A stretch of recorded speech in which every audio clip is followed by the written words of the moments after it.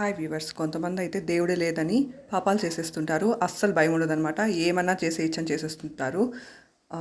అలాంటి వారి కోసం దేవుడు ఉన్నాడనడానికి ఈ ఫ్లవర్ ప్రూఫ్ అనమాట.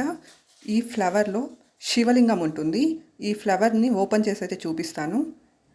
పైన అయితే ఇలా ఉంటుందన్నమాట. ఓపెన్ చేయంగానే నాగపడిగా ఉంటుంది. ఈ ఫ్లవర్ని పున్నాగ నాగమల్లి అంటారు. చూసారు కదా, ఇలా ఉంటుంది. దీన్ని ఈ పైకి లేపగానే లోపలైతే శివలింగం ఉంటుంది. లోపల రౌండ్ గార్డెన్ లాగా ఉంటుంది. మధ్యలో శివలింగం ఉంటుంది. దీన్ని అయితే నేను క్లోజ్ నుంచి చూపిస్తాను. చూడండి, ఇలా నాగపడిగా దాన్ని శివలింగాన్ని అయితే క్లోజ్ చేసుకొని ఉంటుంది అనమాట. మధ్యలో శివలింగం ఉంటుంది. నేనైతే క్లోజ్లో చూపిస్తాను. ఇప్పుడైతే మధ్యలో శివలింగం ఉంటుంది. దీన్నే పున్నాగ నాగమల్లి అంటారు. పైన చూడండి, జస్ట్ శివలింగాన్ని క్లోజ్ చేయడానికి మాత్రం అది సపోర్ట్గా ఉంది. పైన ఉన్న పెటల్ పైకి లేపంగానే శివలింగం కనిపిస్తుంది. అలానే వదిలేస్తే శివలింగాన్ని క్లోజ్ చేసేస్తుంది అనమాట. ప్రొటెక్ట్ చేస్తుంది శివలింగాన్ని. దీనికంటే ప్రూఫ్ శివుడు ఉన్నాడు అనడానికి ఇంకేముంటుంది.